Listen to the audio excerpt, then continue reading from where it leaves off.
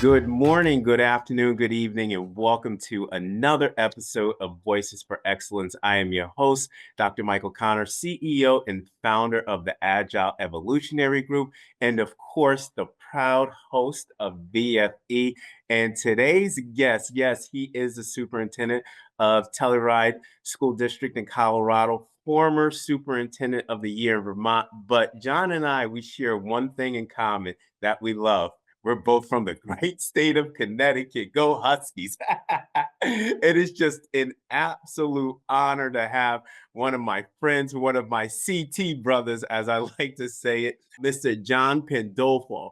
John, he's just been absolutely amazing, just leading the Telluride School District to new heights. Specifically, we're going to unpack his strategies, his work, and his vision that he is underscoring in Telluride. And I can tell you this is not just a ski resort destination, but it is truly a learning organization that is really focused on advancing outcomes for students, but also his previous context as the 2019 Superintendent of the Year for the great state of Vermont, New England, that we share all that love. But John is just an absolute wonder. I had an opportunity to have dinner with him not so long ago, and we just covered pretty much about everything, including our men's and women's team back in the great state of Connecticut, Yukon Huskies. But John, how are you, my friend? I mean, it's cold here, it's snowing over here. I'm sure you probably have a lot more in Telluride, but good to see you, my friend. Good to see you too. It's just such an honor to be present on your program, and thank you so much for having me. And yeah, it's cold here. We're getting below zero a little bit, and we got some snow on the ground, and the ski mountain's open pretty well. But again, we're just cranking through towards our winter break, and we got some high school final exams this week, and all of our usual activities going on here.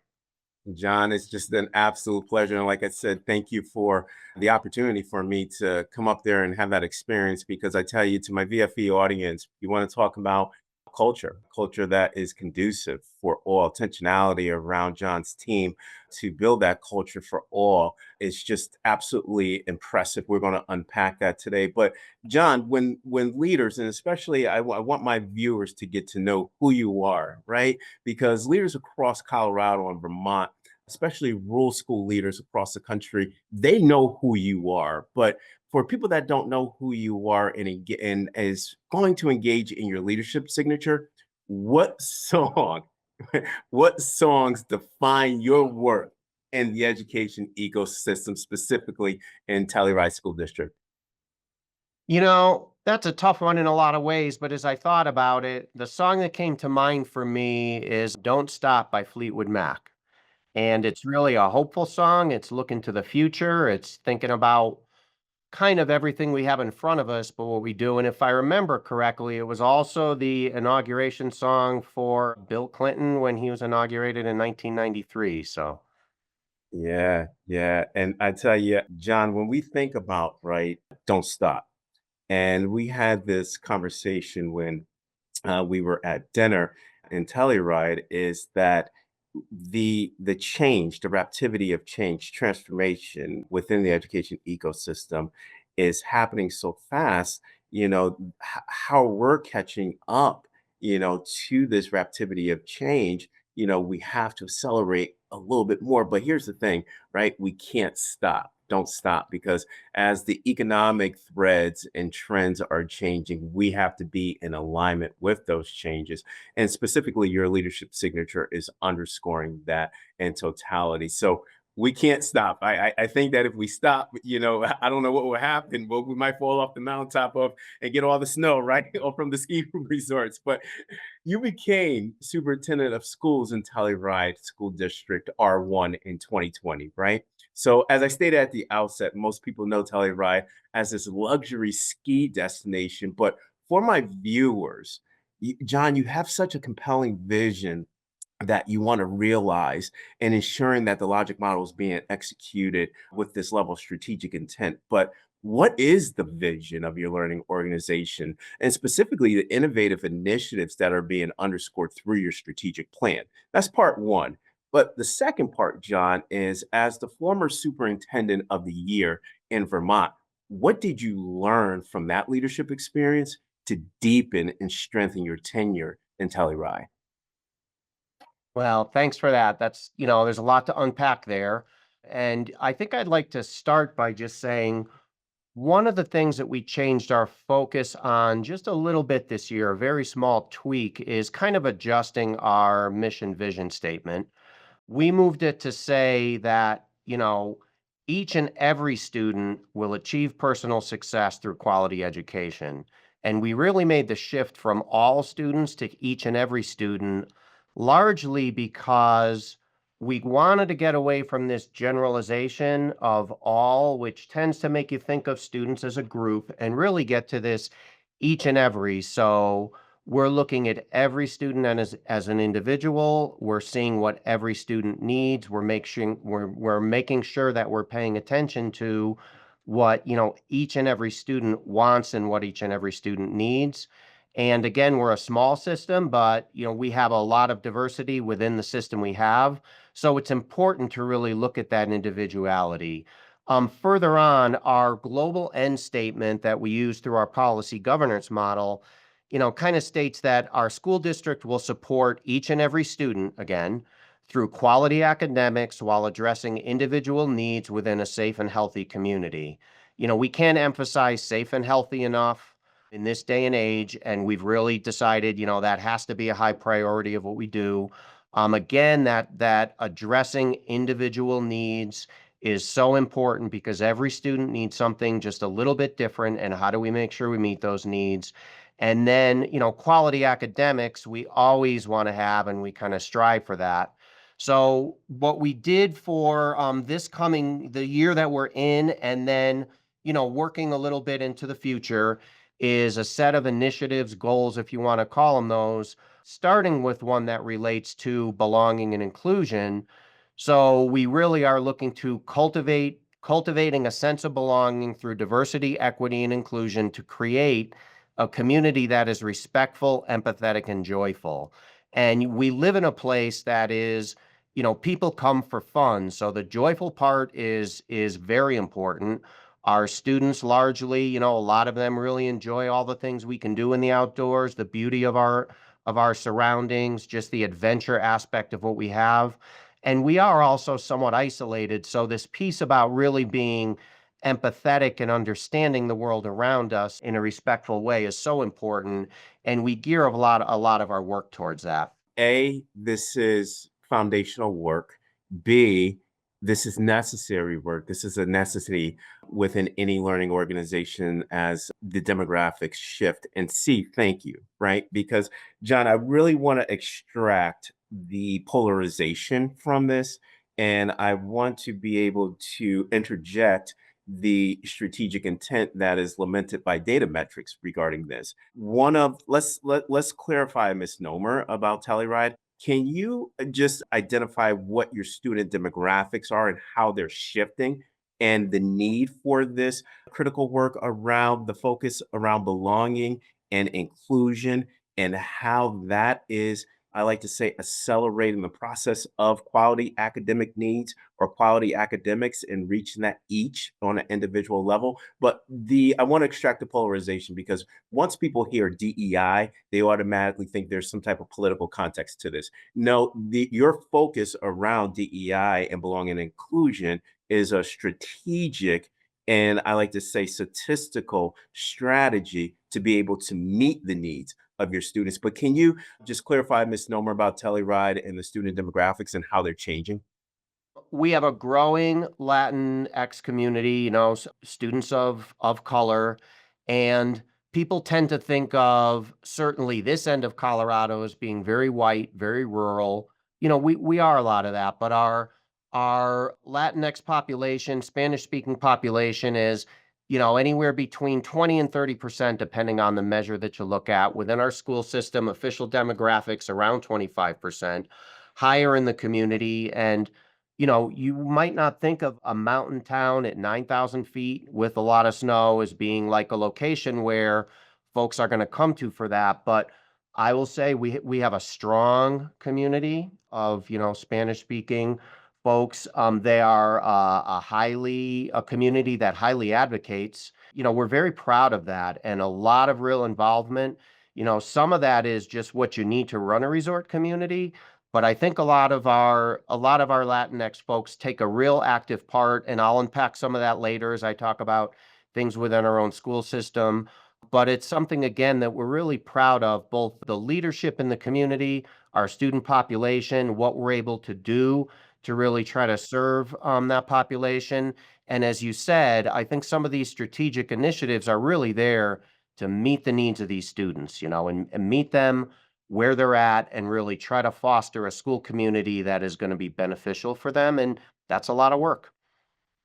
And John, your team is very adaptive, right? And what I mean by that is this is, I like to say, a critical and a moral imperative with regards to strategic initiatives in a district to ensure that you are meeting each individual student.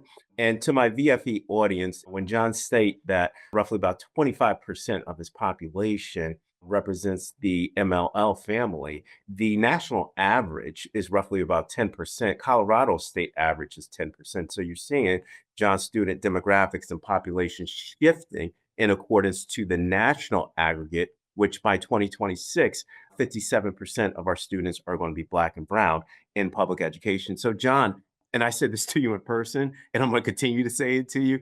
Thank you, brother, because let's be honest, and I stated this at dinner, some of the Black and Brown leaders are tired, right? And I would say tired, not because of the work, but tired of the political pushback they get back for this work. And to have you and your team carry this on, it's a relief to actually see that. I appreciate that, John. But again, kind of going back to the second part, I apologize. I'm very passionate about this work and the work that you're underscoring Telluride. But yeah, as a former superintendent of Vermont, superintendent of the year, how has that experience impacted your work in Telluride? Sure. Well, I think to be able to answer that fully, I'm going to go a little bit into history. I started my teaching career in the Bay Area in California, taught in San Francisco and Berkeley. Very, very high percentage of students of color. I think in San Francisco, in my school, I was probably about 85% students of color. Berkeley, very mixed community, but extremely diverse. High school, wonderful place to be. I really love those places. I moved to Vermont and worked a number of years as a teacher before I became an administrator. And the diversity in Vermont is very different. Again, very much like Colorado, predominantly white, a lot of diversity of socioeconomic status for sure. And I really saw that in the community that I spent the majority of my time in Vermont as an educator and then educational leader in. We had two schools and two school districts within a larger in Vermont, what's called supervisory union. And what I really saw when I went there and I started teaching math was just they were really focused on some of the opportunities, the best educational opportunities were not so much open to all students. And so I really worked as a AP math teacher to look to open those opportunities. And we went from having, the first year that we offered an AP calculus course, which was my first year in the school district. We had 11 students in my class. And within about, I'm going to say 4 or 5 years, we had about 60 students coming from both communities, not just the community that was the higher socioeconomic community, and really just opening those opportunities for students. Did a similar thing in another school that was where my own home was in that system where I went and we were just opening the door to AP courses there and again really looking to open up opportunities for that. And what I really saw for myself as I worked my way into leadership is really expecting excellence from everyone. That's what I expected from my students as a teacher. It's what I expected from my staff as, an educational leader.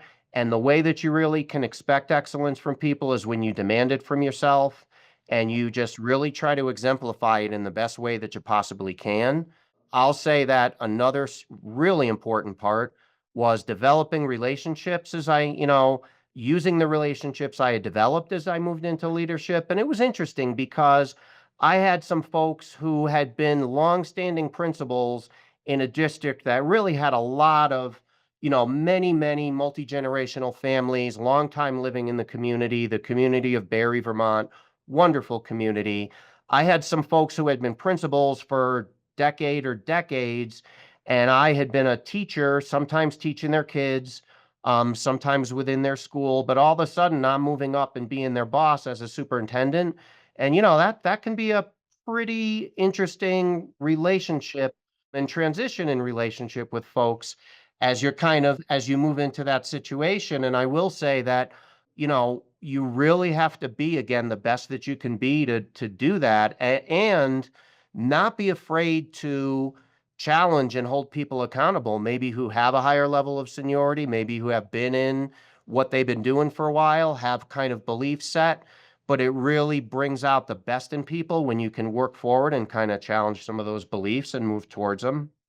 I'll say another thing that's very interesting about Vermont and being in a community that, again, had a very high level of poverty for Vermont. It was Vermont you don't think of as inner city by any means, but probably about as inner city as Vermont has with because of the way budgets pass for school districts in Vermont, you have to create a budget and then go out and persuade the community to vote for it. And you might have some communities which are much more affluent, which are willing to spend the money. Some communities, again, which are, much higher poverty, don't have as much funding, have a very conservative bent, and aren't really looking to spend as much money on education. And so being able to really, again, exemplify excellence, show them that you're going to spend their money well and what you believe in. I mean, that's an important part, I think, that I really learned and I feel like is very helpful in any venue, but I brought with me here to Colorado and to Telluride. And the one other piece I would say is when I became superintendent in Telluride, we went through a 4-year process that involved trying to bring people together because the state passed a law that was called Act 46 at the time to unify districts together because you had a lot of extremely small school districts. And with that, you lost a lot of economies of scale. And sometimes you might be a superintendent where you had 5 or 6 school boards to manage because you had a supervisory union and then several districts underneath it really wasn't the best way to operate. And the state recognized that. So they really kind of pushed, first they incentivized and then they kind of forced, if at some level, districts into consolidating.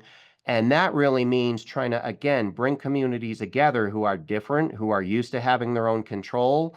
And I took some of the folks who were really the most critical of education in that aspect and said, okay, we got to sit down and have a conversation. And those were not easy conversations, but it really helped bring them to the table to say, we see this is coming. We're pragmatists. What are we going to do to try to make this happen?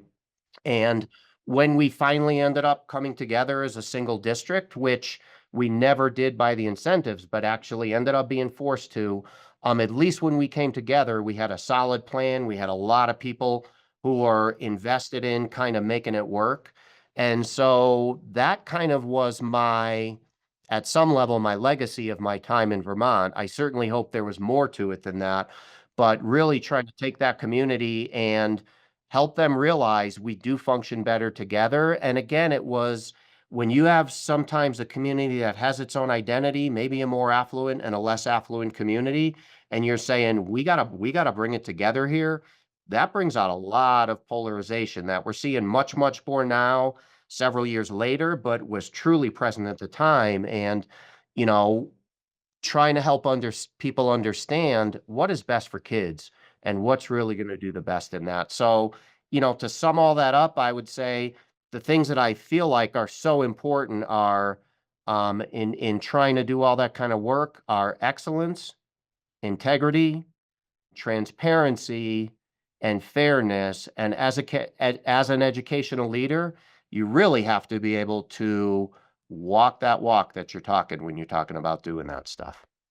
What a pretext, John. I'll tell you that. And I could tell you got noticed beyond that because you were awarded the 2019 Superintendent of the Year. And if you think about the intentionality on how you brought those communities together, that is, and to my audience, what John highlighted is arduous task, right? It is very arduous to be able to bring communities together under one shared governance model and one shared mental model. And for John to bring the focus of what is best for kids on how he brought those two silo communities together, it is absolutely fascinating to hear the strategies in place, but the themes that John highlighted: excellence, integrity, transparency, and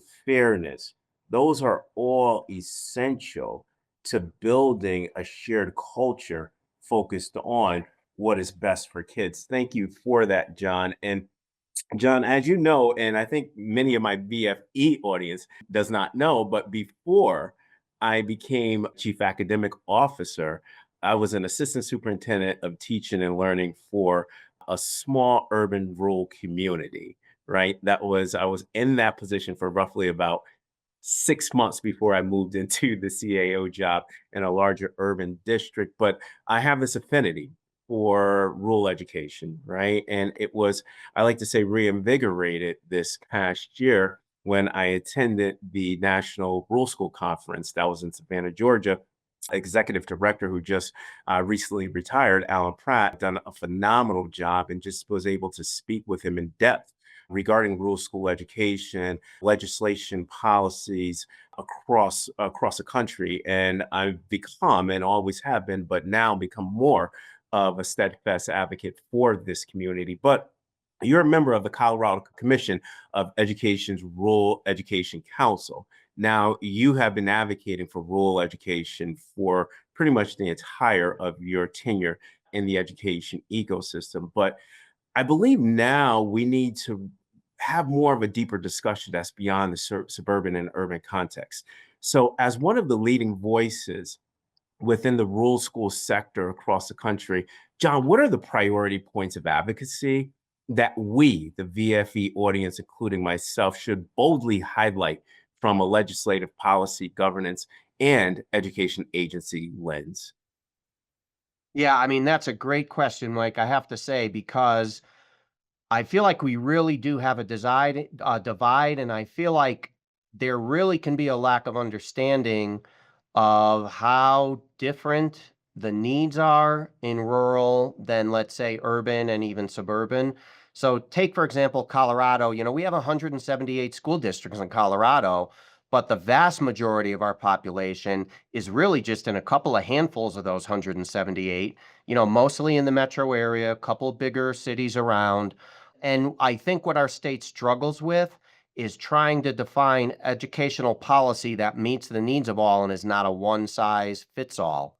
I have the ability, for example, in this school district through Colorado law, recognizing that the needs are different, to assign a teacher outside of their content area, because sometimes we don't have like 7 teachers who all teach the same thing at the same grade level. So sometimes we have a lot of kind of onesie twosies in what we do. However, that's a mixed bag, because one of the things we know is content expertise goes a long way in making a real, solid and excellent teacher. So those are some of the sacrifices or, flexibility that we need to make. I would say, one of the biggest things that we wrestle with is funding and the differences in funding for rural and urban.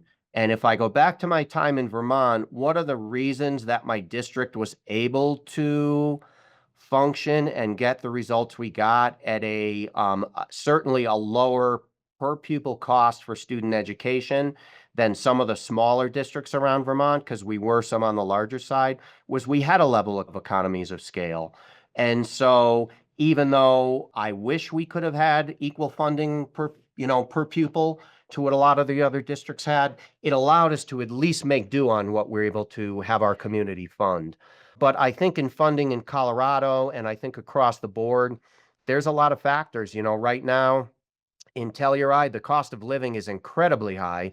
Not just the cost of living for, let's say, teachers and staff living here and trying to be the best educators they can for the students that we have, but I think the cost of doing business in remote communities is also, rural communities, is also huge. To get someone to come here and work on our doors, our alarm systems, our various infrastructure pieces, they're not just down the road, and it's not easy for them to send someone out for the day.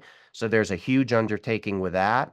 Again, funding costs, we have challenges here with career tech ed because we're too small to offer programs and everything we need. So one of the things that we're blessed with is we've got a great program we started a couple years ago that we call the Miner School, because it's kind of Go Telluride Miners. That's our mascot here in a mining community. But the Miner School has about 15 to 20 students under one staff member, wonderful, wonderful staff member, Dan Bergstrom Noel. And he is able to really help those students have part of their day in academics, part of their day in a focused internship type, career tech ed type program that has to be entirely flexible. We've got students who are learning to be ski patrol and, major wilderness first aid kind of first responder stuff on our ski mountain. We've got people who are learning to do welding, facilities management at our local town library. We've got people who are doing, just a whole variety of things like that. Medical systems, some of them in more, let's say, white collary kind of systems.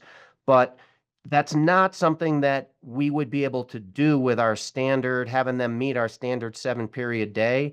And these are students who, this is what they need. This meets their individual needs. This is, you know, this is something that keeps them engaged in school, gets them focused on a career and, just a vocational path for them to follow. That if we had extremely stringent requirements, we wouldn't be able to do. And having worked closely with Career Tech Ed Center before and, been the superintendent in a district where we had a Career Tech Ed Center, I could see the value of that for students. And we took students from several districts around, coming as far away as a 30, 45-minute bus ride to come and do some of that CTE program stuff that we offered. But that's not something we can do here because the nearest big community where there's anything is a minimum of like an hour 15, an hour and a half away. So we can't send students to kind of day programs for that. We got to come up with them.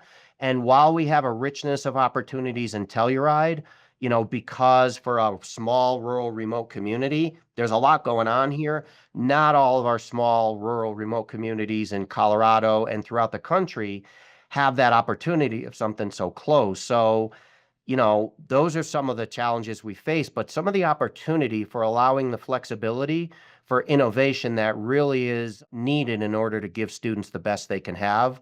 We have certainly taken leaps and bounds in what is available for remote learning, certainly in, post-COVID era, but even prior to COVID, we were embarking on that. Artificial intelligence can help us a little bit. And remote learning can be a good thing, but one of the things we definitely learned in this community during COVID is face-to-face relationships and face-to-face instruction offers an awful lot. And while remote learning can be a real benefit for some students really need that face-to-face, some students really need that hands-on. And while we have some ability to allow for that innovation, we really need to increase the ability for that. One of my superintendent friends up in the South Route School District in Colorado, they opened actually what I would call a meat processing plant in order to educate students in all of the aspects of that. Now, that's pretty innovative. It's not something you hear about happening all the time, in a lot of communities and schools. So there's lots of districts doing lots of things, but it does sometimes feel like everyone's inventing the wheel. And again, if you're looking at economies of scale with, funding for education always being challenged, a lot of that stuff is expensive to do. One of the last things I would say is that, The polarity in this nation that we're experiencing right now is number 1, extremely unfortunate. Number 2, it is also something that, somewhat falls along the rural-urban divide, or at least that story gets told. So I think what we do with rural education, how we foster really strong rural education is just so important. So, I wish I had all the answers on how to get there. I know what a lot of the questions are. I know what a lot of the problems are, and, we're looking to solve them in any way we can. Yeah, and John, you're being very intentional with the work that you're doing, not only in Telluride, but Colorado and beyond for the rural school sector. What resonates with me, right, is the innovation that rural school superintendents, including yourself, how you're creating programs to meet the needs of each of your individual students within your community. Love the whole mining program, but what's really fascinating is that you're applying what I like to say 22nd century learning ecosystem elements, the flexibility within some of the core structures, scheduling as students would state that right there, creating that level of flexibility and innovating time as a variable and learning as a constant, you're able to prepare your students for the core skills as they go out into their community, which is phenomenal. The structure and the setup of your actual program is developing core skills, which is foundational for the 22nd century. But moreover, those skills are being developed internally within the community so they're able to give back to respective community in Telluride. But John, what I'm fascinated is this notion how you're dispelling this BC stage of education before COVID-19, BC stage of education narrative about vocational education. And within this 22nd century education model, vocational education is going to be the priority route because we're seeing a lot of knowledge based jobs being eliminated because of automation and the evolution of technology.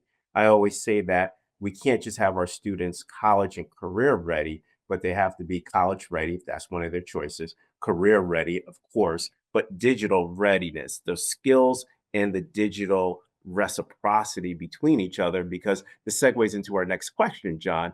AI is becoming inevitable within our natural environments and the economy. You kind of even said it specifically in multiple industries across this world, but is slowly penetrating education with deep exploration at the classroom level. Now, people don't realize, John, you're a curriculum instruction assessment expert. And I really want to unpack that now so my BFE audience will be able to get to feel that about you. But I want to be able to now talk about this balance, and you kind of talked about it earlier, this balance between human intelligence and artificial intelligence, right? Now, with your expertise in curriculum instruction and assessment, how can leaders, instructional leaders, executive leaders, create this level of coherence in their learning organizations when it pertains to AI and the shift of pedagogy in the classroom? Second, this is another loaded question, John. What are the strategies in the context of organizational capacity to achieve coherence and minimize pedagogical variability? Yeah, I mean, again, that's a great question, and as we said earlier in the conversation, sometimes I feel like I'm turning up the speed on the treadmill and I'm running faster and faster trying to keep up with the pace the world's changing at. And man, I'm just losing ground. Not only am I getting older, but you know, um, I just like the world is running faster and faster. So, when I think about this, I kind of bring it back to, as an instructor in the classroom, a really good lesson has a balance of cognitive dissonance for students, but also well-designed facilitation of learning. And so you need for your students to struggle, but you need them to struggle in a way that they know they're supported, they know they're going to get the goal out of the lesson in the end. And I feel like we're in this phase now with technology and the artificial intelligence world and interface, and we're going to be in that for a bit. So we have to really think about it that way. because to say that anyone, that I know who's in the educational ecosystem and knows exactly what's going on and where we're going with AI and how that's going to fit into education and how we kind of manage it and keep up with it, man, that's a big task. So, we are struggling with it on a daily basis. John, and I just want to interject because you put it. I love how you phrased it with cognitive dissonance with students. We as the adults are experiencing cognitive dissonance with AI. Yeah.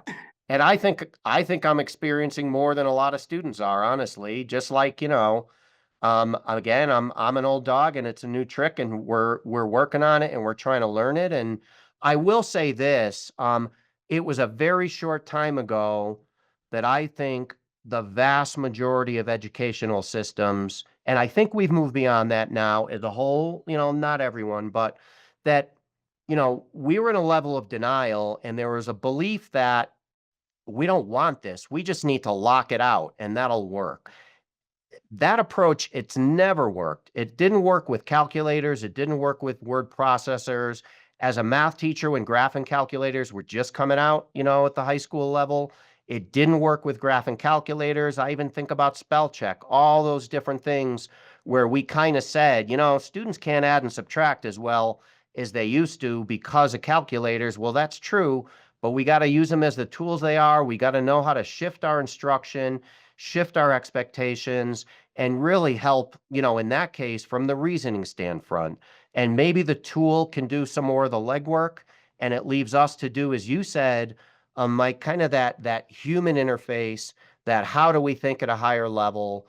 That's really where we need to go with education. And I think school leaders, need to ask themselves, are we still blocking anything in terms of allowing students to have access to stuff and why? And do we really think that's going to work? Because I can tell you, um, anything I design that's going to keep students from getting access to something, they're going to find a way around it. What we really need to do is teach them what the tool is, what the benefits of the tool is, what the drawbacks of the tool is, and how we kind of use it to move forward. So I think this loose, tight approach, both with staff and with students, where we're providing them a level of guidance, which again is hard because everything's moving fast, and we're providing them with guardrails in terms of expectations and guidelines of what is ethical use, what makes sense, where's the best learning. But we're really encouraging and we're really incentivizing innovation in that approach, because the top-down approach is not really going to work. We need people to be able to have access to tools, learn how to use them, move forward in an environment that is supporting all around. So what we did do in our school district, and again, this is all relatively new, everything's moving fast, but what we've done in the last, I'm going to say year, probably 2024, went back a little bit into 2023, was gathering information, giving people the opportunity to gather information, providing education as we can, but I'll get to that in a little bit. That's just a challenge with everything we try to do in the limited amount of time.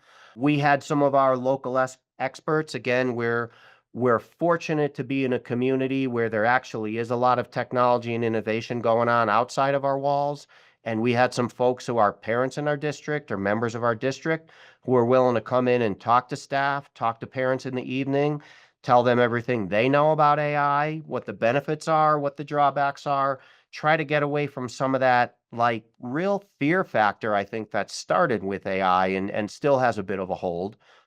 We offered our staff, anyone who was interested in it, going into the summer last year, the ability to just jump onto a Chat GPT 4.0 subscription without, again, a lot of guidance from us. But what we found is some of our early adopters and innovators took advantage of that right away. They started experimented. They started looking at what they could figure out from that. They started kind of sharing it with others.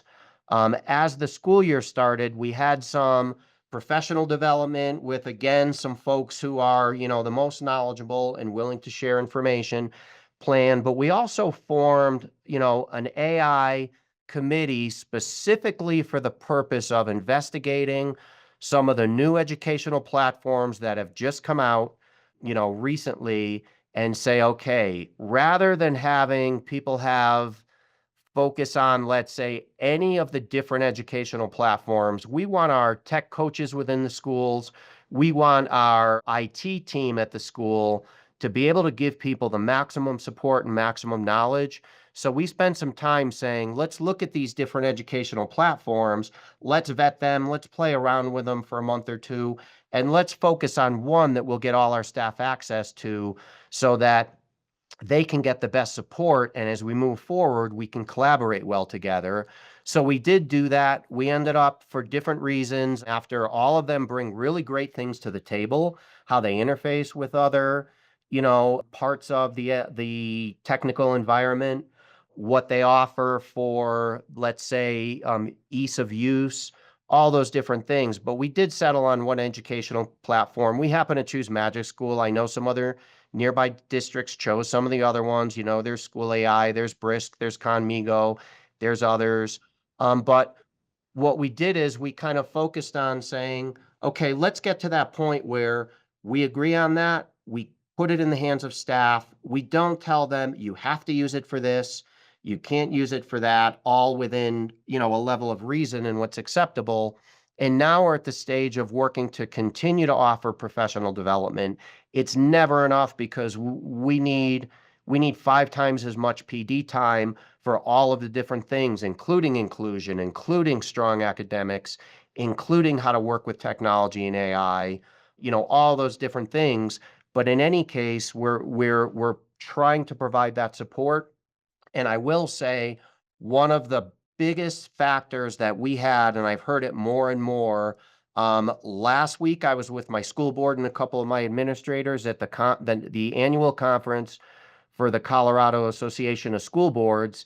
And there's a myriad of sessions there, keynote speakers, but kind of sessions offered by school districts, various experts. There were more sessions on AI at that conference than anything else. And that just speaks to where AI is in our educational environment right now.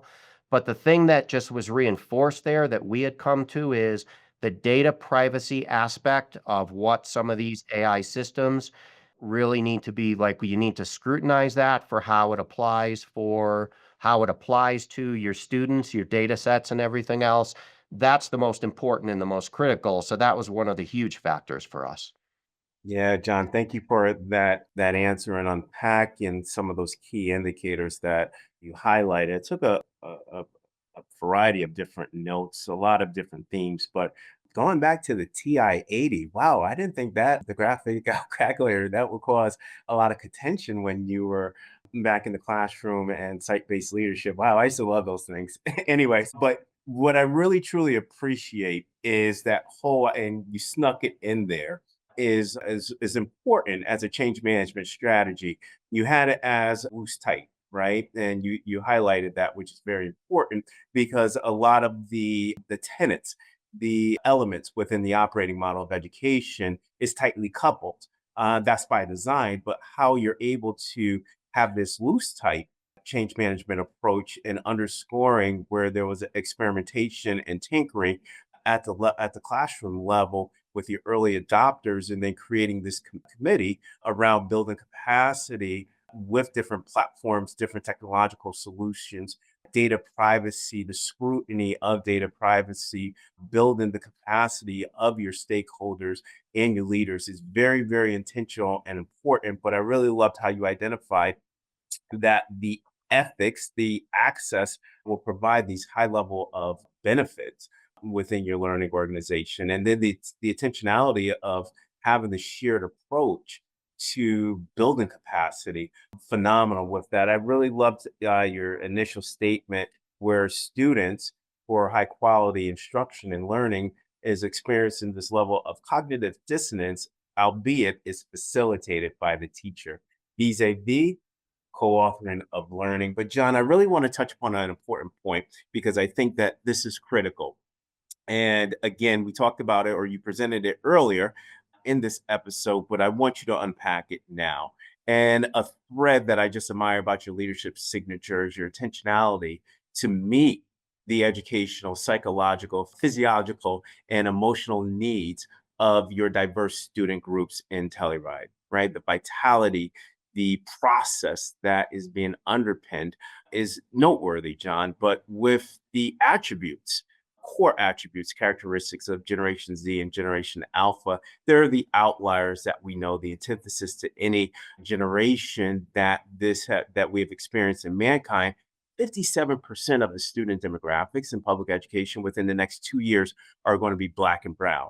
So we have Generation Alpha, we have Generation Z, their attributes, and now they are the most diverse generations of all time. How do learning organizations, John, truly prepare to be culturally responsive in the AC stage of education?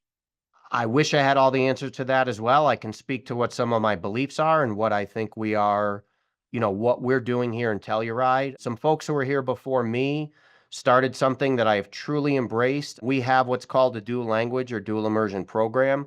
We are in our 11th year of that now. So our students who started this as kindergartners are now in 10th grade, and they have had about 50% of their academic instruction in Spanish and another 50% of their academic instruction in English. Changes a little bit in the model when you get up into middle and high school, but there's certainly the opportunity for that. And that's what we're kind of working through and innovating with and implementing right now. This has benefits for all. It provides a place for our students who are multilingual learners to learn in their native language in a way they're more familiar with. And it also provides an opportunity for our non-native Spanish speakers to embrace a new language and learn in it from a very young age. That just helps brain development, offers an awful lot. Now, we're a small district, so a lot of districts that have a dual language program have one school that is entirely dual language. We have our traditional path that is all English speaking and our dual language path within the same school. That offers some challenges, but it also offers opportunities because we don't want to be a school that has some dual language classrooms here and there. We want to be a dual language school so that the students, regardless of what path they're in, they embrace this multicultural, empathetic, inclusive environment, and that for us is what's extremely important. We pair that with various types of experiential learning, and some of that I've spoken about earlier, just to get us into that AC stage, as you kind of talked about. And I will say one of the things that has been a great benefit for this is because we want our teachers who are teaching our students in the Spanish language to be native Spanish speakers. It has forced us to hire for representation, having a staff which is representative of our actual student demographics. And that's a challenge for a lot of school districts. Certainly, a lot of rural school communities have that challenge. But, in some cases, the urban communities struggle with the same thing. So that's one piece I would say. And as we move forward and going back to the part of your question that relates to the kind of Gen Z, Gen Alpha, and looking at hiring in this day and age, one of the things we really try to focus on now, there's challenges to hiring for everything nowadays, certainly challenges in the educational environment. We used to be, when I applied for some teaching jobs, there were 40 math teachers just applying for a single position. That's not the case anymore. So that piece is more of a challenge. But I will say, when you hire, I really and truly believe what you need to hire for is your culture. Now, I love math. I'm a math expert. I understand the importance of content expertise, but I do believe that content expertise can be learned more easily than learning and adopting a culture. So what we want is people who are focused on our culture, what we believe is important for students to learn, how we teach that, and obviously have that content expertise and are willing to learn it. But finding people who care, I do truly believe is one of the most important things in hiring for education. And I will say, again, there's some challenges for affluent and high performing districts. And while I always want Telluride to be a higher performing district than it is, we're recognized because we're a high performing, district. A lot of that I understand has to do with zip code. But when you're in a district like that, whether you're family, whether you're staff, whether you're student, there's an unfortunate tendency towards complacency. And in my district that I spoke about early in Vermont, the culture in the school that was more affluent was a little less urgent than the culture in the school that had a very high level of poverty. It was much more challenging there. Those were the teachers that embraced, before it was really a buzzword, social emotional learning. They kind of said, we need to help these students just be before we can help them learn. So they really they were focused on that, and they worked so hard, and I had so much admiration for them, and they did not have complacency. And I kind of, my statement around that is, how can you be motivated to make change if you don't feel a sense of urgency? How can you be motivated to make change if you don't feel a sense of urgency? Um, there has to be a sense of urgency, and I think we have all the data to support a sense of urgency, performance gaps between subgroups, and that's going to get more distinct, as you said, as our population gets more and more students of color, various subgroups. And we had a situation in this past year, as we're looking at our data, where our subgroups actually grew, and they grew pretty well, a lot of our subgroups, but our entire population also grew, and they grew more than our subgroups. And so what happened is our achievement gap widened. Now, is that a good thing or is that not a good thing? There's some good aspects of that, but if you just focus on the fact that everybody grew, you lose a sense of urgency. If you focus on the fact that, wait a minute, these gaps are part of our goals and initiatives, that we have to really close those gaps down, that's what we have a sense of urgency around. That's kind of, where we got to go. And I think there's a little too much of that. And I'll also say that sometimes in the education world, as well as other places, we end up having kind of acceptance of the status quo, acceptance of, I don't like to use the word mediocrity, but acceptance of maybe less than excellence. And, you know, I have Italian heritage. I lived in Italy for a while. There's a very common saying there that is, siamo in Italia, we're in Italy. And that kind of means don't expect anything more. And that's not something we can let ourselves kind of fall into. We have people who say, oh, it's the kids, that's the reason we don't do well. It's our government, that's the reason we don't do well. It's the culture, that's the reason we don't do well. We can't let that happen. Every single one of us has to take ownership of our students and their ability to achieve, and hold the belief that every single one of them can achieve. That's kind of where we have to go. Academics are so important, but so is inclusion, so is mental health, so is relationships. I heard three things from when I walked in the door in this district to interview until now, and it keeps appearing in different ways as we kind of tweak and revise our goals. Academics are extremely important. Social emotional learning, which includes mental health, is extremely important. Inclusion, which for us includes our dual immersion program, is extremely important. We're always making progress on those things, but not enough for me. We got a long way to go. And what we have to do is just continually find a way to prioritize that and balance it all, because it's so important. Well stated, such a profound answer. And to my audience, this is one of those sentiments that you want to be able to play back in an asynchronous manner, because John highlighted, and I counted and wrote all this down, roughly about 13 qualitative themes that could be applied as the demographic starts to shift within your learning organization or school or classrooms. I want to highlight this with John's work that he's underscoring in Telluride. They have an inclusion statement, and I'm going to highlight this for you, John, because it's well deserved. And within that inclusion statement, John's team and his learning organization is starting to unpack various segments of that inclusion statement to build out specific initiatives, professional learning, workshops, and series for his teachers, as well as programming and instructional and operational work within the district. If you want to talk about alignment and coherence, that's where you're seeing both meet each other through this inclusion statement on top of the other work that is being underpinned in Telluride as well. But I really loved how John said and focused on that sense of urgency. And again, using the data, what I like to say is to challenge the status quo.